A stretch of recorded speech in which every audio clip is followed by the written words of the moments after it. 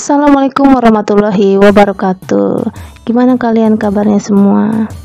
Hari ini kita akan belajar tentang mau kemana setelah lulus SMA atau MA. Tujuannya kalian dapat memahami beberapa pilihan karir setelah lulus SMA, serta mampu memahami konsekuensi dari setiap keputusan pilihan karir tersebut. Sebelumnya ice breaking dulu ya.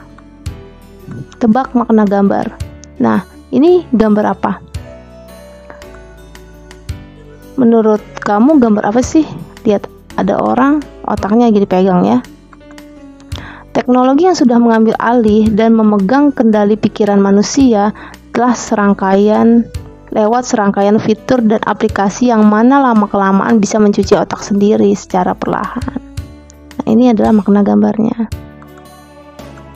Terus ini maknanya apa? Ya, saya kasih waktu berpikir. Maknanya adalah mengejar-ngejar duit yang ujung-ujungnya masuk lubang kuburan. Kerja jangan cuma untuk cari duit ya, karena uang jika dikejar ujung-ujungnya mati juga. Kerjakan semua sesuai prosedur ya kawan. Terus ini gambar apa ya? Saya kasih waktu kalian untuk berpikir sejenak ya. 1, 2, 3, 4, 5. Oke.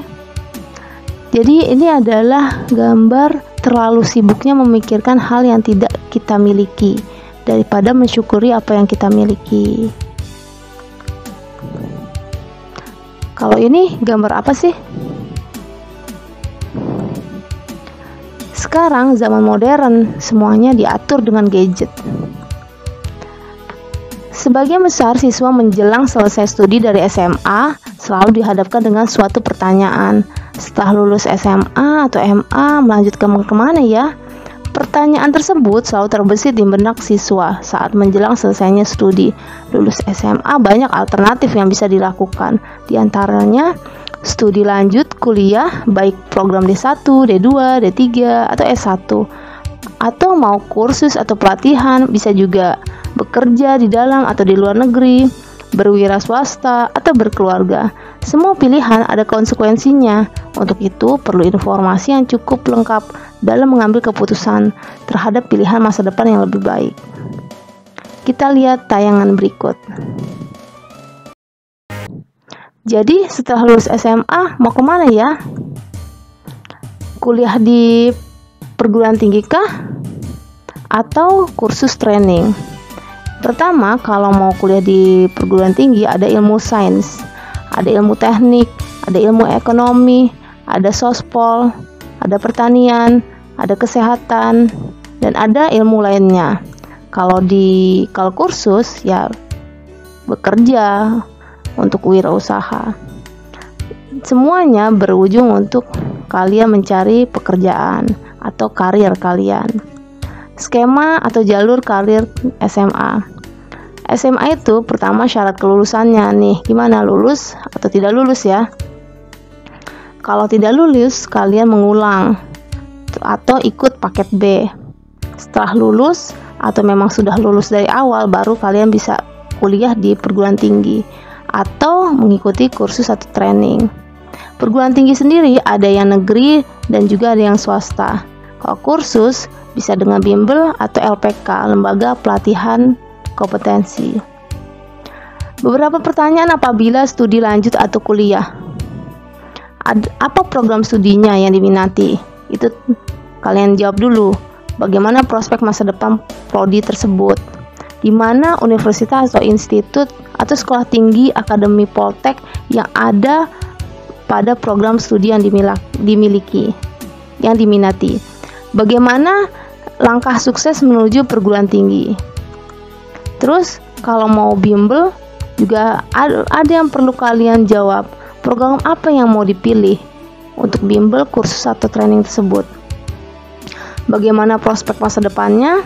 Di mana lembaga kursus trainingnya?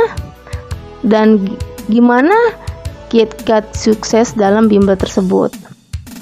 Terus kalau mau langsung kerja atau masuk kerja, ada juga yang perlu kalian gali. di mana sumber informasinya, bagaimana cara merespon informasi kerja, apa yang harus dipersiapkan untuk memasuki dunia kerja, apa kiat sukses masuk dunia kerja, atau bagaimana kiat sukses berkarir di dunia kerja.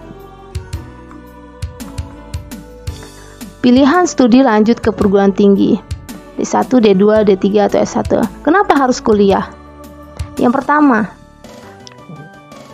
kuliah itu agar kalian memiliki mindset atau wawasan yang lebih luas, sehingga terbentuk pola pikir atau mindset dalam diri kalian yang lebih baik.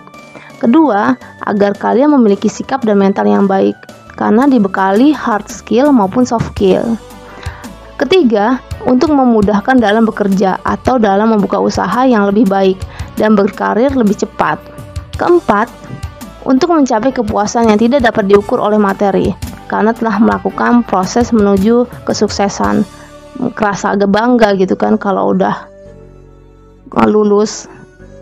Terus kelima, untuk memperoleh kecukupan keuangan, baik dengan cara kamu kerja atau berwirausaha. Keenam, aktualisasi di masyarakat, atau bisa juga karena pengen memiliki lingkungan atau komunitas yang derajat keilmuannya sama atau lebih tinggi dari kamu. Nah, itulah kenapa kalian perlu kuliah. Terus, apa yang harus diperhatikan untuk studi lanjutan? Pertama, status dan akreditasi perguruan tinggi. Gimana statusnya? Apakah negeri atau swasta? Terus lihat akreditasinya, apakah A, B, atau C, atau belum terakreditasi. Nah, itu perlu dipikirkan, dipertimbangkan.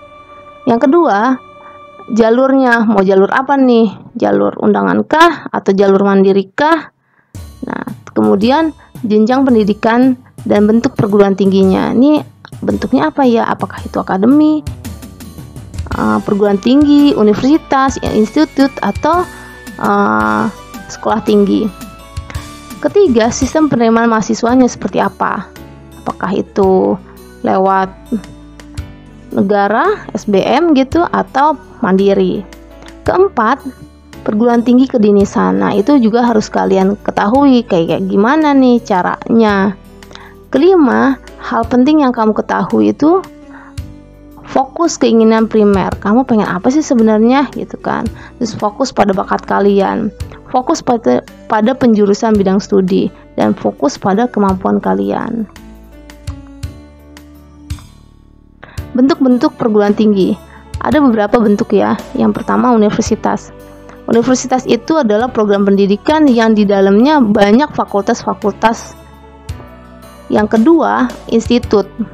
Institut itu perguruan tinggi yang di dalamnya itu hanya sejenis atau sekelompok ilmu. Contohnya IPB. Di IPB kalian nggak akan dapati Institut Pertanian Bogor ya, adanya kedokteran hewan.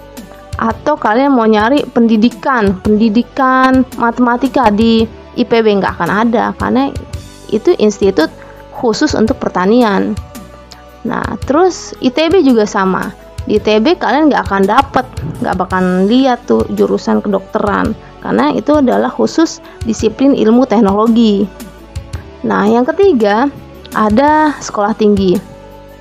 Suatu perguruan tinggi yang menyelenggarakan program pendidikan atau profesional dalam lingkup satu disiplin ilmu tertentu.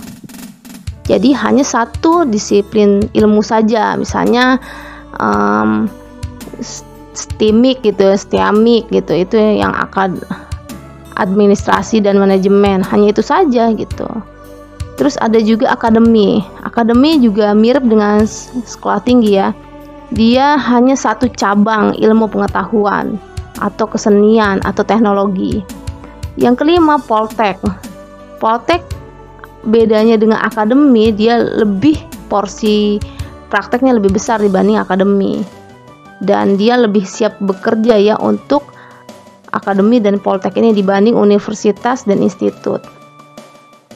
Ada dua jalur pendidikan dalam pendidikan tinggi, yaitu pendidikan akademi dan pendidikan profesional. Pendidikan akademi itu pendidikan yang diarahkan pada penguasaan ilmu pengetahuan dan pengembangannya dan lebih mengutamakan peningkatan mutu serta memperluas wawasan ilmu pengetahuan. Contohnya S1, S2, dan S3.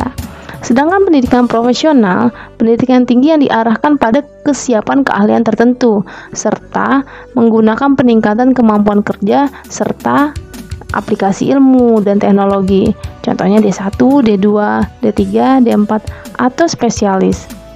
Jadi, akademi ini diarahkan untuk penguasaan ilmu pengetahuannya, sedangkan profesional ini diarahkan untuk penguasaan keahliannya.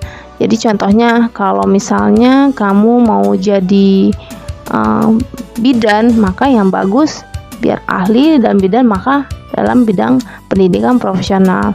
Tapi kalau mau jadi nurse-nya kepala bidan, maka kamu pilih pendidikan akademinya, karena kalian hanya dibekali dengan penguasaan ilmu pengetahuannya. Cuman memang kekurangannya agak kurang di prakteknya ya kalau untuk di akademi ini. Lanjut, pelatihan atau kursus. Kursus itu adalah suatu pendidikan luar sekolah yang terdiri dari sekumpulan warga masyarakat yang diberi pengetahuan, keterampilan, dan sikap mental tertentu bagi warga belajar. Misalnya kursus komputer, kursus menjahit. Terus ada juga pelatihan kerja.